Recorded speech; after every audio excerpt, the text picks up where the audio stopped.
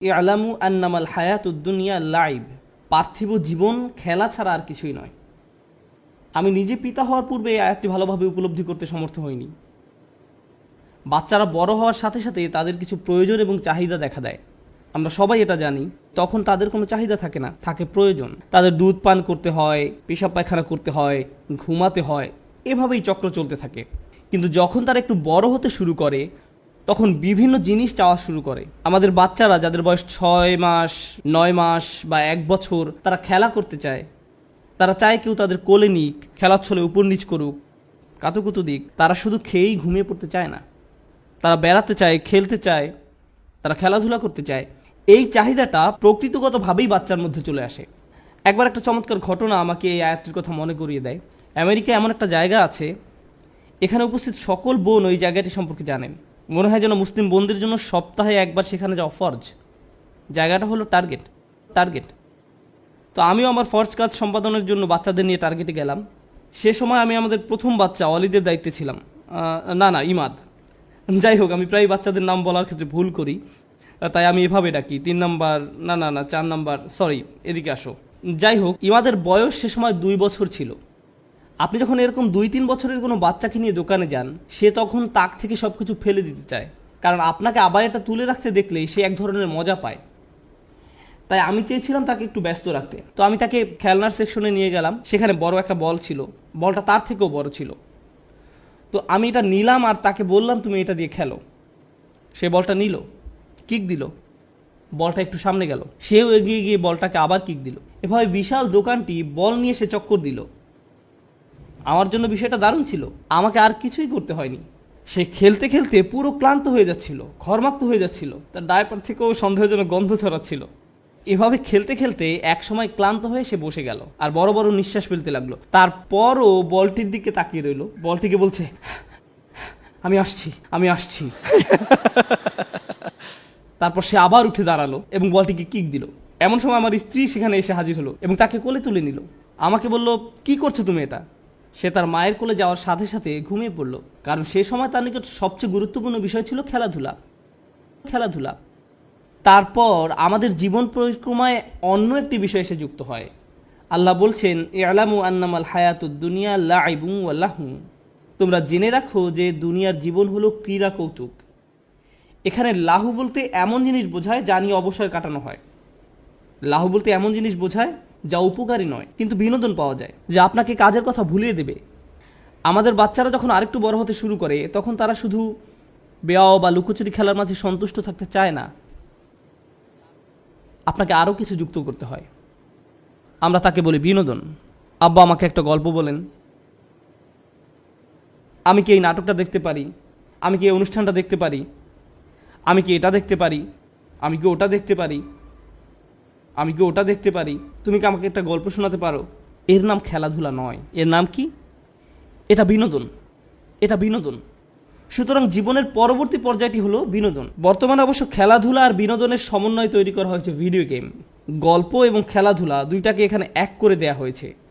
এই ভিডিও গেমগুলোর সবচেয়ে বড় ভোক্তা হলো শিশুরা। আমাদের মুসলিম শিশুদের বড় একটা অংশ এগুলো ব্যবহারকারী, আর এই গেমগুলো তাদের বয়স সীমার অনেক বাইরে। যেমন আপনার 8 বছরের বাচ্চা এসে আপনাকে বলে, আম্মু, এই দিয়ে আমাকে গ্র্যান্ড থেফট থেকে অটো কিনে দিতে হবে। যদি আমাকে এই গেমটি কিনে দেন, তবে আমি সৎকর্মশীলদের অন্তর্ভুক্ত হয়ে যাব। যদি এটা কিনে দেন, তবে আমি প্রতিদিন ফাস্ট হব, ইত্যাদি ইত্যাদি। তাহলে প্রথমে ছিল খেলা, দ্বিতীয়ত ছিল বিনোদন, তারপর আল্লাহ তৃতীয় পর্যায়ের কথা উল্লেখ করেন, ওয়াজিনাতুন, সৌন্দর্য নিজেই চরম আকাঙ্ক্ষার বস্তু হয়ে দাঁড়ায়। এর মানে কি জানেন? এর মানে হলো আপনি সাবালক হয়েছেন, এর মানে হলো আপনি টিনেজার হয়ে গেছেন। আপনি এখন সম্পূর্ণ আচ্ছন্ন হয়ে পড়েছেন নিজের সৌন্দর্য নিয়ে। আপনার বয়স যখন 9 বা 10 বছর ছিল, আপনার জুতা ম্যাচিং করেছে কিনা, আপনার পোশাক কেমন ছিল, সেটা নিয়েও কোনো মাথা ব্যথা ছিল না, বা অন্য কারো পোশাকের দিকেও আপনি ভ্রুক্ষেপ করতেন না। এখন আপনি যদি 13 বছর বয়সের কোনো বোন হয়ে থাকেন, আপনি হয়তো 30 মিনিট ধরে আয়নার সামনে দাঁড়িয়ে নিজের হিজাব ঠিক করেন, কিন্তু যদি এক পাশ অন্য পাশ থেকে কিছুটা উঁচু হয়, জোরে জোরে মাথায় থাপ্পড় দিতে থাকেন এটাকে নিচে নামানোর জন্য, কিন্তু এটা নিচে নামছে না। এমন সময় আপনার আম্মু দরজায় নক করে জিজ্ঞেস করেন, সবকিছু ঠিক আছে তো? হ্যাঁ, সবকিছু ঠিক আছে। অন্যদিকে ছেলেদের ক্ষেত্রে এখনো তাদের কোনো দাড়ি গজায়নি, কিন্তু তারা মনে করে যে এই একটা দুইটা গজিয়েছে, আয়নার সামনে দাঁড়িয়ে বারবার দেখতে থাকে, হ্যাঁ হ্যাঁ আমার দাড়ি গজাচ্ছে, ও আমি এটা দেখতে পাচ্ছি। আবার যাদের মুখ ভর্তি দাড়ি উঠেছে তারা পেন্সিলের মতো করে এটাকে সাজিয়ে রাখে, মনে হয় যেন একটা শৈল্পিক রূপ দিয়ে এটাকে ছাটা হয়েছে, কোনো এক ইঞ্জিনিয়ারের মহৎ কর্ম। আপনারা খেয়াল করেছেন? এমনকি টাক মাথার ছেলেটাও দেখা যায় আয়নায় দাঁড়িয়ে এমন করছে। আমি দেখেছি যখন তরুণ ছেলেরা জুমার নামাজে মসজিদে আসে, তারা রাস্তার পাশে দাঁড়িয়ে থাকা প্রত্যেকটি গাড়ির আয়নায় নিজের চেহারা দেখে, চুল ঠিক করে। দৃশ্যটা বেশ মজার, বিশেষ করে যদি আপনি গাড়ির ভেতরে থাকেন আর তারা তা জানে না। সত্যি বেশ মজার। যাই হোক, সৌন্দর্য একটি চরম আকাঙ্ক্ষার বিষয় হয়ে দাঁড়ায়। আপনি চান আপনাকে যেন সুন্দর দেখায়, আবার আপনি সুন্দর কারো প্রতি আকৃষ্ট হয়ে পড়েন। আপনি সুন্দর গাড়িতে চড়তে ভালোবাসেন। যদি আপনার বাসা সুন্দর না হয়, আপনি মানুষকে দাওয়াত করতে চান না। আপনার বাবা যদি বেশ পুরাতন মডেলের কোনো গাড়ি চালায়, আপনি তাকে স্কুল থেকে বেশ দূরে কোথাও নামিয়ে দিতে বলেন। আপনার বন্ধুদের এমন গাড়ি দেখানোর চেয়ে আপনি হেঁটে স্কুলে যাওয়াকে অধিক পছন্দ করেন, কারণ এ বয়সে সৌন্দর্য আপনার মনকে সম্পূর্ণরূপে আচ্ছন্ন করে রাখে। ফ্যাশন, সুন্দর পোশাক, বাসার ভিতরের ডিজাইন, এ বয়সে আপনার রুমকে আপনি সাজিয়ে রাখতে পছন্দ করেন। আপনি গাড়ি চান, দেখতে সুন্দর এমন একটা ফোন চান, ভালোভাবে কাজ করুক বা না করুক সেটা কোনো ব্যাপার না, আবার এটার জন্য সুন্দর একটা কভারও কিনে আনেন। এটাকেই বলা হয় জিনা। এমন একটি বয়স আপনি অতিক্রম করেন। সৌন্দর্যের প্রতি এই চরম আকাঙ্ক্ষাও একসময় হ্রাস পেতে শুরু করে। একসময় আপনি কলেজে ভর্তি হন, হাই স্কুল জীবন শেষ, এখন আপনি কলেজে বা ভার্সিটিতে। কলেজ ভার্সিটির ছাত্রদের দিকে তাকালে অনেক সময় বাস্তুহারা মানুষের মতো লাগে। চুলগুলো এলোমেলো, ঠিকমতো দাঁত ব্রাশ করে না, কোনো রকম একটা গেঞ্জি আর প্যান্ট পরে ক্লাসে হাজির হয়ে যায়, বিছানা থেকে উঠেই ক্লাসে হাজির হয়। এসব নিয়ে তাদের আসলে কোনো মাথা ব্যথা নেই। তাদের মাথায় সবসময় একটা চিন্তা কাজ করে, কখন পাশ করব। তাদের এখন সবচেয়ে বড় মাথা ব্যথার বিষয় হলো জিপিএ, ইন্টার্নশিপ ইত্যাদি। কেন তারা এভাবে চিন্তা করে? কারণ নতুন একটা আকাঙ্ক্ষার আবির্ভাব ঘটেছে। আর আমি বলছি না যে পূর্বের আকাঙ্ক্ষাগুলো হারিয়ে গেছে। পূর্বের আকাঙ্ক্ষাগুলো কি ছিল ক্রমানুসারে কি বলতে পারবেন? 1 নম্বর খেলা করা, 2 নম্বরটা কি ছিল? বিনোদন, 3 নম্বরটা কি ছিল? সৌন্দর্য। এখন শুনুন 4 নম্বরটা, ভাব দেখানো, অতাফাখুরুম বাইনাকুম, পারস্পরিক অহমিকা। আপনার মূল্য অন্যের কাছে উপস্থাপন করতে চান। কেউ হয়তো এসে আপনাকে জিজ্ঞেস করছে যে সমাবেশের জায়গাটা কোন দিকে, আপনি তখন এভাবে বলেন, হ্যাঁ আমি NYU-তে পড়ি, আমি শুধু ডিরেকশনটি জানতে চাচ্ছি, আমি আসলে মেডিকেল কলেজে পড়ি। আপনার মেডিকেল কলেজে পড়া নিয়ে কেউ কেয়ার করে না। আপনি হয়তো ওলমার্ট বা কোনো নামকরা প্রতিষ্ঠানে চাকরি পেয়েছেন, আর তারা আপনাকে একটি ব্যাজ দিয়েছে, আপনি এটা জামার উপরে সবসময় ঝুলিয়ে রাখেন। আপনি এমনভাবে রাখেন যেন মানুষ দেখতে পায়, ও তুমি ওখানে চাকরি পেয়েছো? হ্যাঁ, তারা আমাকে পার্কিং লটেও জায়গা দিয়েছে, এই যে আমি ছবি তুলে রেখেছি দেখুন। আপনি মানুষকে দেখাতে চান যে আপনি কি অর্জন করেছেন। যখন লোকজন ভার্সিটি থেকে পাশ করে বের হয়, তখন তারা কি পায়? সার্টিফিকেট। এই সার্টিফিকেট তারা ড্রয়ারে রেখে দেয় নাকি ওয়ালে ঝুলিয়ে রাখে? একটা ফ্রেমে আটকিয়ে ওয়ালে ঝুলিয়ে রাখে। এটা আপনার গর্ব। আপনি মানুষকে দেখাতে চান জীবনে কি অর্জন করেছেন। মানুষ বিখ্যাত কারোর সাথে ছবি তুললে অন্যদের সেটা দেখাতে চায়, এই দেখো আমি কার সাথে। সত্যি বলতে এই কনভেনশনে মাঝে মাঝে আমার নিজেকে স্ট্যাচুর মতো মনে হয়। মানুষ এসে এভাবে বলে, ভাই এদিকে আসেন তো, আপনার সাথে একটা ছবি তুলতে হবে। লোকটা এমনকি সালামও দেয় না, রাগত স্বরে বলে, আমার একটা ছবি তুলতে হবে। আমি ভয় পেয়ে যাই আর বলি, ঠিক আছে ঠিক আছে ছবি তুলুন, আমাকে আবার মারতে যাবেন না। যাই হোক, জীবনের এই পর্যায়ে এসে আপনি মানুষকে দেখাতে চান আপনি কোন নামকরা ভার্সিটিতে পড়েন, কোন জায়গা থেকে গ্রাজুয়েট হয়েছেন, কি চাকরি করছেন, আপনার প্রথম অ্যাপার্টমেন্ট, প্রথম গাড়ি। অনেকে গাড়ি কিনে মানুষকে দেখানোর জন্য। আপনার ভেতরে একটা অদম্য ইচ্ছা কাজ করে, আল্লাহ আমাদের ভিতরে এটা দিয়েছেন। বিশেষ করে তরুণরা, তারা যখন পরিবারের ক্ষুদ্র পরিসর থেকে বের হয়ে পৃথিবীতে বিচরণ করতে শুরু করে, তারা সবাইকে দেখাতে চায় যে তারা এখন বড় হয়ে গেছে এবং নিজের মতো করে জীবনযাপন করছে। তাদের আলোচনায় অ্যাপার্টমেন্টের ব্যাপারটা চলে আসে, কেউ যদি জিজ্ঞেস নাও করে তবুও, কারণ তারা আসলে গর্বিত যে এখন তারা নিজেদের মতো করে বসবাস করে। অথবা তারা খুবই গর্বিত যে তারা জীবনের প্রথম গাড়িটি কিনেছে। তাদের কথাবার্তায় বারবার এই গাড়ির ব্যাপারটি উঠে আসে, যদিও কেউ হয়তো বিষয়টিতে আগ্রহী না। সুতরাং এই তাফাখুরুম বাইনাকুম এখন জীবনের পর্যায়গুলোর মাঝে যুক্ত হয়েছে। আপনি এখনও গেমস পছন্দ করেন, বিনোদন পছন্দ করেন এবং অন্যদের কাছে নিজেকে আকর্ষণীয় করে উপস্থাপন করতে চান। তার উপর এখন আপনি নিজের কৃতিত্ব অন্যের কাছে জাহির করতে চান। এই পর্যায়টিও একসময় গত হয়ে যায়। আপনি বিয়ে করেন, সন্তান সন্ততি জন্মলাভ করে। এখানে কতজনের বাচ্চা কাচ্চা আছে? তাহলে তো আপনারা জানেন আমি কি নিয়ে কথা বলছি। এখন আপনার সার্বক্ষণিক চিন্তাভাবনা আপনার ছেলে মেয়েদেরকে নিয়ে, সারাক্ষণ এটা নিয়েই চিন্তিত থাকেন। তাদের কি প্রয়োজন, আমাদের আগামীকালের সকালে নাস্তা কেনা হয়েছে কিনা, স্কুলের ইউনিফর্ম কি রেডি আছে, গ্রীষ্মকালীন ছুটি কখন শুরু হবে, এই ছোট অ্যাপার্টমেন্টে আর আমরা থাকতে পারছি না, আমাদের বড় কোনো বাসায় উঠতে হবে, কারণ এতজন ছেলে মেয়ের জন্য এখন আর এখানে জায়গা হচ্ছে না, জামা কাপড় প্রতিনিয়ত জুতার সাইজ বড় হয়ে যাচ্ছে, বড় বোনের ব্যবহৃত পিঙ্ক কালারের জুতা ছোট বোন আর ব্যবহার করতে চায় না, ইত্যাদি ইত্যাদি। তাই আপনাকে এখন নতুন জুতা কিনতে হবে। ফলে এখন আপনি টাকা উপার্জন নিয়ে খুবই উদ্বিগ্ন থাকেন, আপনার নিজের জন্য এবং ছেলে মেয়েদের ভবিষ্যতের সেভিং নিয়ে আপনি সর্বদা চিন্তামগ্ন থাকেন। আপনার মোবাইলের অ্যাপ থেকে আপনি প্রতিনিয়ত কয়েক ঘন্টা পর পর অ্যাকাউন্ট চেক করতে থাকেন, টাকাগুলো কি এখনো আছে, আবার চেক করে দেখি, আচ্ছা এখনো আছে, হায় হায় গ্যাস কোম্পানি অটোমেটিকভাবে বিল কেটে নিয়ে গেছে। আর এভাবে যতবার অ্যাকাউন্টে মাইনাস দেখেন ততবার আপনার অন্তর পুড়ে যায়, আপনি বুকে হাত দিয়ে বসে পড়েন। আল্লাহ বলেন ওয়া তাকাসুরুন ফিল আমওয়ালি ওয়াল আওলাদ, ধন সম্পদ ও সন্তান সন্ততিতে আধিক্যের প্রতিযোগিতা মাত্র। প্রসঙ্গত আপনি যখন জীবনের এই পর্যায়ে আসবেন যে সময়ে আপনি টাকা পয়সা উপার্জন, সেভিংস, অবসরের প্ল্যান ইত্যাদি নিয়ে উদ্বিগ্ন থাকেন, অথবা আপনার ছেলে মেয়েদেরকে কলেজের খরচ নিয়ে চিন্তিত থাকেন, তরুণরা যারা এখনো জীবনের প্রাথমিক পর্যায়গুলোতে আছো, আর প্রাথমিক পর্যায়গুলো কি, খেলাধুলা, বিনোদন, তাদেরকে যদি আপনি টাকা জমানো নিয়ে প্রশ্ন করেন, তারা বলে আমি কখনোই আমার বাবা মায়ের মতো হব না, আমি বাসা বাড়ি নিয়ে কেয়ার করি না। ওকে, 20 বছর পর আমার সাথে এই ব্যাপারে আলাপ করবেন, আপনিও সেই একই পথের মধ্য দিয়ে যাবেন। আপনার পূর্বে হাজার হাজার লক্ষ লক্ষ মানুষ একই কালচক্রের মধ্যে দিয়ে গত হয়েছেন। আমরা মনে করি যেসব জিনিস আমাদের সুখী করবে তার একটি সারাংশ আল্লাহ এই আয়াতে তুলে ধরেছেন। এই যে এইসবের পেছনে তোমরা ছুটে চলো, একজন শিশু মনে করে সে সুখী হবে যখন সে খেলাধুলা করবে, আর একটু বড় হলে মনে করে বিনোদন পেলে সুখী হবে, আর একটু বড় হলে মনে করে নিজেকে সুন্দর দেখালে অথবা সুন্দর কিছুর পাশে থাকলে সে সুখী হবে, আর একটু বড় হলে মনে করে কিছু একটা করে দেখাতে পারলে নিজেকে সুখী মনে হবে, তারপর আরো বড় হলে মনে করে অনেক টাকা পয়সা উপার্জন করতে পারলে সুখী হবে।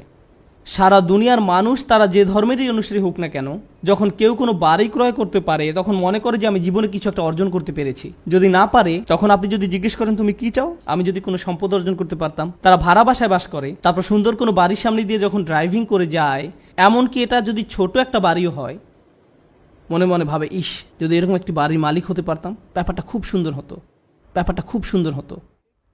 রিয়েল এস্টেট ওয়েবসাইটে গিয়ে বিভিন্ন ধরনের বাড়ির সুন্দর সুন্দর ফটোগুলো দেখতে থাকেন। আপনি হয়তো ভাবছেন 3-4 বছর পর অন্য কোনো শহরে যাবেন, কিন্তু আপনি এখন থেকেই ওই শহরের বিভিন্ন বাড়ির ছবি দেখতে শুরু করেন। বউকে ডেকে বলেন এই দেখো দেখো, এই বাড়ির বেডরুমটা দেখো, এই বাড়ির বাইরের অংশটা দেখো। আর আপনি নিজেকে থামিয়ে রাখতে পারেন না, আর আপনি নিজেকে থামিয়ে রাখতে পারেন না। আল্লাহ আমাদের ভেতরে এটা দিয়েছেন। এটা হলো আয়াতের অর্ধেক। ব্যাপারটা ভালো, কারণ আমিও আমার নির্ধারিত সময়ের অর্ধেক পর্যন্ত এসেছি। এটা হলো আয়াতের অর্ধাংশ। এই দুনিয়ায় আমি আপনি যেসব কিছুর পেছনে ছুটে চলি, এই অর্ধাংশে আল্লাহ তার একটা সারাংশ তুলে ধরেছেন। দ্বিতীয় অংশে আল্লাহ এই বিষয়গুলোকে একটা কিছুর সাথে তুলনা করেছেন।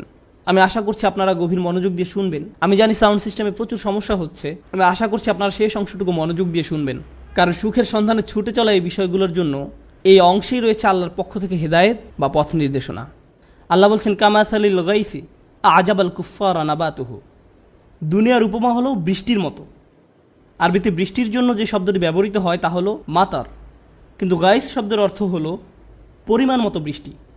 এত বেশি নয় যার ফলে জমিনে বন্যা সৃষ্টি হয়, আবার এত কমও নয় যার কারণে জমিনে গাছ জন্মাবে না, একেবারে পরিমাণ মতো বৃষ্টি। আর এই ধরনের বৃষ্টিকে বলা হয় গাইস।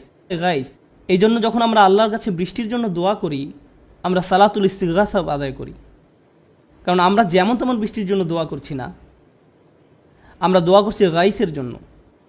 আমরা পরিমাণ মতো বৃষ্টির জন্য দোয়া করছি, কারণ খারাপ বৃষ্টির কারণে মানুষ মারা যেতে পারে, বন্যা হয়ে যেতে পারে, এই বন্যা আপনাকে মেরে ফেলতে পারে। আল্লাহ আকাশ থেকে পাথর বৃষ্টিও বর্ষণ করতে পারেন। তাই আপনি গাইস চাইবেন যে বৃষ্টি প্রাণের সঞ্চার করে। তো আল্লাহ বলছেন দুনিয়ার যেসব কিছুর পেছনে তোমরা ছুটে চলো তার উপমা হলো পরিমাণ মতো বৃষ্টির মতো। আজাবাল কুফফারা নাবাতুহু, যে কৃষক জমিনে বীজ বপন করে সে এই বৃষ্টি দেখে দারুণ খুশি, কারণ এই বৃষ্টির ফলে তার জমিনে ফসল ফলবে। এই উপমায় একটা সুন্দর চিত্র অঙ্কন করা হয়েছে। কৃষকের জন্য আরবিতে যে শব্দটি ব্যবহার করা হয় তা হলো কুফফার। এখন আমরা সাধারণভাবে কাফের শব্দের একটা অর্থ জানি। কাফের শব্দের অর্থ কি? অবিশ্বাসী। কিন্তু এই আয়াতে কাফের শব্দের অর্থ এটা নয়। সূরা হাদীদের এই আয়াতে কুফফার শব্দের অর্থ হলো যে জমিনে বীজ লুকিয়ে রাখে।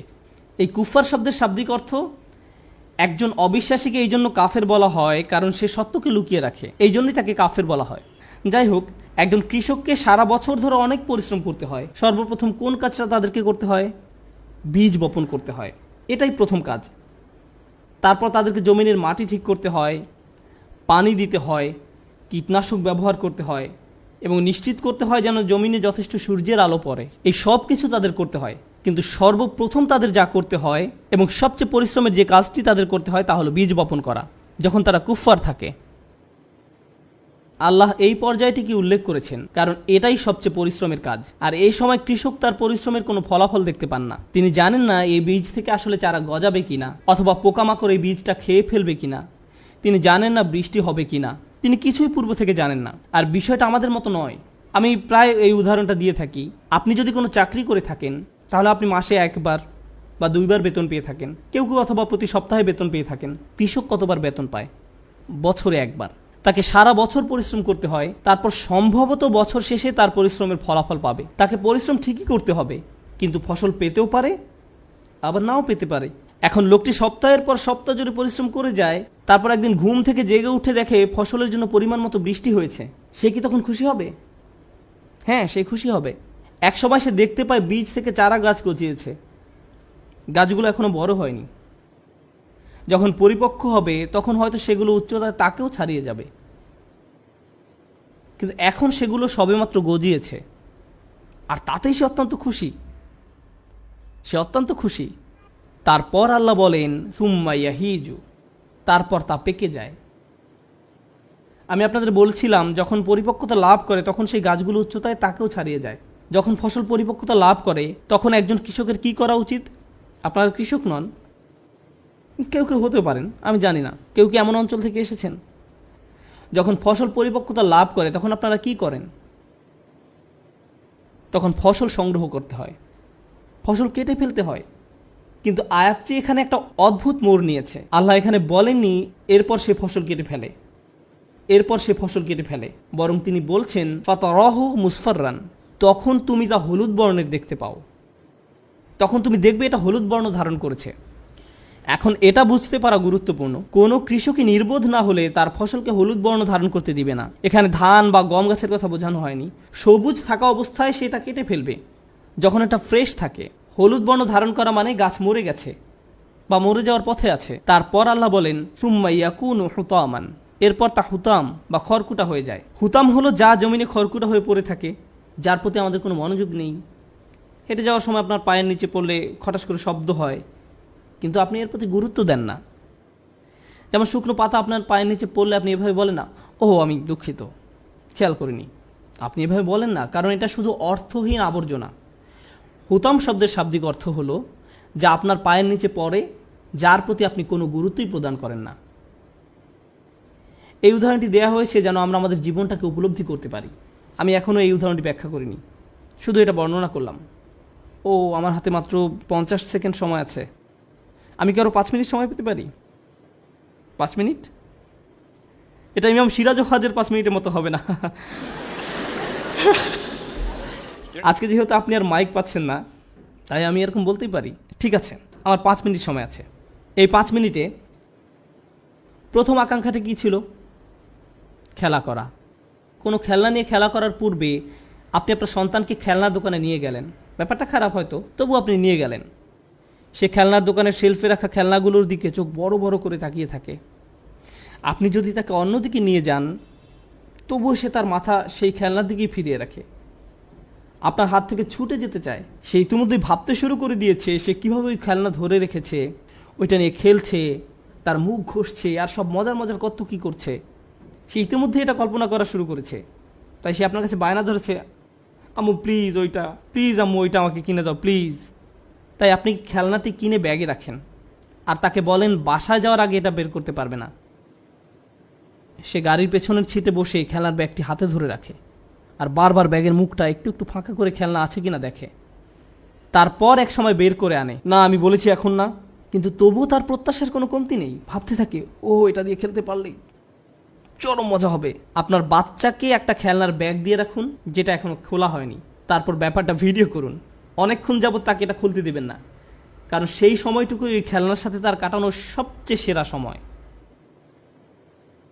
এটা ঠিক ওই কৃষকের মতো যে চরম চিন্তায় মশগুল থাকে, বৃষ্টি হবে তো, বৃষ্টি হবে তো, বৃষ্টি হবে তো। আর যখনই বৃষ্টি আসে সে চরম খুশি হয়ে যায়। যদিও এখনো ফসল বের হয়নি, যদিও এখনো গাছগুলো পরিপক্কতা লাভ করেনি, তারপরেও সে দারুণ খুশি। সে ভাবতে শুরু করে দেয়, আমি অনেক ফসল পাবো, বিক্রি করে অনেক টাকা পাবো। তো বাচ্চাটি চরম উত্তেজিত। অবশেষে সে বক্সটি খুলে খেলনাটি বের করে আনলো। সেটা নিয়ে ধরুন 3 ঘন্টা খেলা করলো, 3 ঘন্টা খেলা করলো। এরপর আপনি খেলনাটি কোথায় পাবেন? তোমার খেলনাটি কোথায়? জানি না তো। তুমি আমাকে কখনো আয়রন ম্যান কিনে দাওনি, দিয়েছে শুধু ক্যাপ্টেন আমেরিকা, দিয়েছে শুধু ক্যাপ্টেন আমেরিকা। আমি আয়রন ম্যান চেয়েছিলাম। অল্প কিছু সময়ের মধ্যে যা একটু আগে তার কাছে ছিল দুনিয়ার সবচেয়ে মূল্যবান জিনিস, তা এখন মূল্যবান হয়ে গেছে। আল্লাহ কোন বিষয়টিকে মূল্যহীন হিসাবে বর্ণনা করেছেন? কৃষি জমি। খেলনাটার জন্য সে এত লালায়িত ছিল, যখন সে পেল ভালোভাবে এটা থেকে উপকারও নেয়নি। কিছু সময়ের মধ্যেই তার কাছে এটা মূল্যহীন। আপনার বাচ্চা গ্র্যান্ড থেফট অটোর জন্য আপনার কাছে কান্নাকাটি করছিল, সে এটার জন্য তাহাজ্জুদ পড়েছিল, সে রমজানের 27 তারিখে মসজিদেও গিয়েছিল আর দোয়া করেছিল, ইয়া আল্লাহ আমার এই গেমটা দরকার, আমি প্রতিজ্ঞা করছি 1 সপ্তাহের মধ্যে শেষ করে ফেলবো, আমি সব লেভেল শেষ করব, আমি ওয়াদা করছি। অবশেষে সে গেমটা পেলো, সে পুরো গেমটা খেলা শেষ করলো। তারপর একদিন আপনি রান্নাঘরে আপনার পায়ের নিচে একটা সিঁড়ি পড়ে থাকতে দেখলেন। এই সিঁড়িটা এখানে কোত্থেকে এলো? আমি তো তোমাকে এটা কিনে দিয়েছিলাম। এটা তেমন ভালো লাগেনি, আগেরটা এর চেয়ে ভালো ছিল। বিনোদনের ক্ষেত্রেও এমন ঘটতে দেখা যায়। নতুন মুভি আসলে সিনেমা হলের সামনে বিশাল লাইন দেখা যায়, যেটা হজের ভিসার লাইনে দাঁড়ানোর চেয়েও লম্বা লাইন হয়। মুভিটা দেখার জন্য মানুষ বাইরে অপেক্ষা করতে থাকে। আমার মনে আছে আগের দিন স্টার ওয়ার মুভি মুক্তি পাওয়ার দিনে মানুষকে দেখতাম যে এরাই ড্রেস পরে মুভি দেখতে আসতো, মনে হয় যেন ইহরামের কাপড় পরে অপেক্ষা করছে কখন জান্নাতের গেট খোলা হবে। যাই হোক, তারপর তারা সিনেমা হলে ঢুকে মুভিটা দেখে এবং বলে নিম্নমানের স্পেশাল এফেক্ট দেয়া। আমার গল্পটা অত ভালো লাগেনি। বু, আপনি এর জন্য এত লালায়িত ছিলেন, অল্প সময়ের মধ্যেই এটা আপনার নিকট মূল্যহীন হয়ে গেল। আবার আমাদের মাঝে অনেকেই এমন আছে যারা গাড়ির জন্য তীব্র আকাঙ্ক্ষা পোষণ করে। হয়তো আপনি ইয়াকুরা NSX গাড়ির মালিক হতে চান, আমি জানি না। এরপর এক সময় আপনি গাড়িটি কিনলেন, কি মজা। আপনার ভার্সিটির সামনে দিয়ে যাওয়ার সময় একটু স্লো মোশনে চালান, কার ওয়াশের কাছে একটু বেশি আসা যাওয়া করেন। তারপর পরের বছর নতুন মডেলের গাড়ি বাজারে আসলো, এখন হঠাৎ করে আপনি গাড়ির হেডলাইট একটু নিচু করে রাখেন। গাড়িটি এখন খুব কুৎসিত মনে হয়, এটি এখন আর রাস্তায় চলাচলের যোগ্য নয়। গাড়ির ভিতর থাকলে নিজের উপর খুব রাগ হয়, এটি এখন মূল্যহীন আপনার কাছে। বাসায় বড়দের ক্ষেত্রেও এমন হয়। হায়, মাত্র 15 সেকেন্ড বাকি আছে আমার।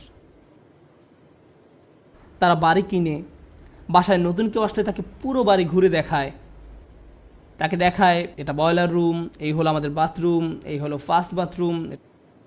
কেউ আপনার বাথরুম দেখতে চায় না, যদি না যাই হোক, কেউ আপনার বাথরুম দেখতে চায় না, তবু আপনি তাকে বাড়ির সব কিছু দেখাতে চান, কারণ এটা নতুন বাড়ি। 2 বছর পর, 3 বছর পর কেউ একজন আপনাকে তাদের নতুন বাড়ি উদযাপন করার উৎসবে দাওয়াত দিল। ওই বাড়ির আশপাশ খুব সুন্দর, বাড়িটাও বেশ বড়, নতুন বাড়ি, তাদের বাথরুমও আপনার বাথরুমের চেয়েও সুন্দর। এর ফলে কি হয়? হায় আল্লাহ, আপনার বাড়িটা ঠিক হলুদ বর্ণ ধারণ করেছে। বুঝতে পেরেছেন আমি কি বলতে যাচ্ছি? খেলনা হলুদ বর্ণ ধারণ করে, গাড়ি হলুদ বর্ণ ধারণ করে, আবার কারো কারো বিয়েও হলুদ বর্ণ ধারণ করে। বিয়ের প্রথম দিন আপনার স্ত্রীকে দেখার জন্য কেমন উৎসুক হয়ে থাকেন, আর তারপর এখন তার অতীতের সব কথা মনে পড়ছে। শান্ত হন প্লিজ। 10 বছর পার হয়ে যায়, আপনি বাসায় আসলেন।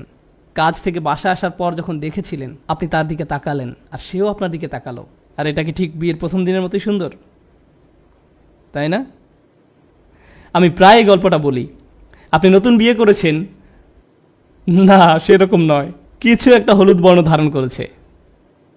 আমি প্রায় এই গল্পটা বলি। আপনি নতুন বিয়ে করেছেন, রাস্তা দিয়ে আপনার স্ত্রীকে নিয়ে যাচ্ছেন, হঠাৎ করে তিনি হোঁচট খেয়ে পড়ে গেলেন। ব্র্যান্ড নিউ ওয়াইফ, তিনি পড়ে গেছেন। আপনি কি করেন? ও তুমি ঠিক আছো? তুমি ঠিক আছো তো? আমি কখনই তোমার এমন কিছু হতে দেব না। তারপর 10 বছর পার হয়ে যায়, আপনার স্ত্রীকে নিয়ে আবার সে একই রাস্তা দিয়ে হেঁটে যাচ্ছেন এবং আপনার স্ত্রী আবার হোঁচট খেয়ে পড়ে গেলেন, কিন্তু আপনি হাঁটতেই থাকেন। আপনি আপনার হাঁটা অব্যাহত রেখে মুখ ঘুরিয়ে বলেন, নিজে নিজে উঠে পড়ো। কি সমস্যা তোমার? তোমাকে নিয়ে কি একটু রাস্তায় বেরোনো যাবে না? কি সমস্যা তোমার? যাই হোক, বিয়েও হলুদ বর্ণ ধারণ করে। আল্লাহ আমাদের বলছেন, দুনিয়াতে আমরা যেসব বিষয়ের জন্য এত আকাঙ্ক্ষা প্রকাশ করি, একসময় তার প্রতি আগ্রহ হারিয়ে ফেলব। তারপর এই আয়াতের উপসংহারে তিনি বলছেন, অফিল আখিরাতে আযাবুন শাদীদ ওয়া মাগফিরাতুম মিনাল্লাহি ওয়া রিদওয়ান। আর পরকালে আছে কঠিন শাস্তি এবং আল্লাহর ক্ষমা ও সন্তুষ্টি। পরকালের শাস্তি এমন এক জিনিস যাতে আপনি কখনো অভ্যস্ত হয়ে যাবেন না। জাহান্নামের শাস্তি এমন নয় যে বারবার শাস্তি পাওয়ার দরুন একসময় তাতে অভ্যস্ত হয়ে যাবেন। এই দুনিয়ার আনন্দ, এমনকি শাস্তি তো আপনি হয়তো একসময় অভ্যস্ত হয়ে যেতে পারেন, কিন্তু জাহান্নামের শাস্তিতে কেউ কখনো অভ্যস্ত হয়ে যাবে না। এবং তারপর তিনি বলেন, ও মাগফিরাতুম মিনাল্লাহ, এবং আল্লাহর ক্ষমা, অর্থাৎ এটা চিরস্থায়ী। এবং সবশেষে বলছেন ওয়া রিদওয়ান, ও সন্তুষ্টি। তার অসাধারণ অলংকারিক বর্ণনা ভঙ্গির কারণে তিনি বলেননি ওয়া রিদওয়ান মিনাল্লাহ, তিনি শুধু বলছেন ওয়া রিদওয়ান, যার মানে হলো অবিশ্বাস্য সন্তুষ্টি। অবশেষে আপনি পুরোপুরি সন্তুষ্ট হয়ে যাবেন আর আপনার পরবর্তী জিনিসের জন্য উৎসুক হয়ে থাকবেন না। এই দুনিয়ায় যদি আপনি আয়রন ম্যান পান, সুপারম্যান বা যে মুভি দেখেন না কেন, হল থেকে বের হয়ে এসেই পরবর্তীটার জন্য আপনি মুখিয়ে থাকেন। সরি, স্ক্রিনে লাল কালিতে বলা হয়েছে আপনার সময় শেষ, প্লিজ থামুন। এটা শেষ পর্যন্ত ইমাম সিরাজ ওয়াজের 5 মিনিটের মতোই হয়ে গেল। আমি তাকে খুব ভালোবাসি তো, তাই তার অনুসরণ করি। যাই হোক, ও মাগফিরাতুম মিনাল্লাহি ওয়া রিদওয়ান, আপনি অবশেষে সন্তুষ্ট হয়ে যাবেন। আমরা শেষ পর্যন্ত জান্নাতে গিয়ে প্রশান্ত হয়ে যাব। আপনি এই জীবনে কখনো পরিপূর্ণ শান্তি পাবেন না। এখানে আমরা সব সময় পরবর্তী চমকের জন্য অপেক্ষা করতে থাকব, যতক্ষণ না মাটি দিয়ে আমাদের পাকস্থলী পূর্ণ করা হবে। তাই আল্লাহ বলেন, ওমাল হায়াতুদ দুনিয়া ইল্লা মাতাউল গুরুর। এই একটি আয়াত, সূরা হাদীদের এই একটি আয়াতে পার্থিব জীবনকে সংজ্ঞায়িত করা হয়েছে। পার্থিব জীবন প্রতারণার উপকরণ বই কিছুই নয়। মানুষ মনে করে এই জিনিস পেলে তারা সুখ খুঁজে পাবে। মানুষ মনে করে তারা তাদের বিশাল প্রাসাদোপম বাড়িকে খুব পছন্দ করে, কিন্তু তার 90 বছর বয়সের সময় যখন তার সন্তান সেই বাড়ি ছেড়ে চলে যায়, তখন সেই বাড়ি তার জন্য আযাবে পরিণত হয়। এই বাড়ি আর তাদেরকে আনন্দ দেয় না। কোনো যুবক সেই বাড়িতে গেলে ভাবে, ইস, আমি যদি এই বাড়িতে বসবাস করতে পারতাম। আর বৃদ্ধ মনে করে, আমি যদি এটা থেকে কোনোভাবে মুক্তি পেতাম, আমি এখানে থাকতে চাই না। সুবহানাল্লাহ। আল্লাহ আমাদেরকে সত্যিকারের সুখ এবং আনন্দ কি তা উপলব্ধি করা তৌফিক দান করুন, আর তার উপর সত্যিকারের বিশ্বাস এবং প্রত্যাশা নিয়ে সেই উপলব্ধিকে কাজে পরিণত করা তৌফিক দান করুন। বারাকাল্লাহু লি ওয়া লাকুম। ওয়াসসালামু আলাইকুম ওয়া রাহমাতুল্লাহি ওয়া বারাকাতুহু।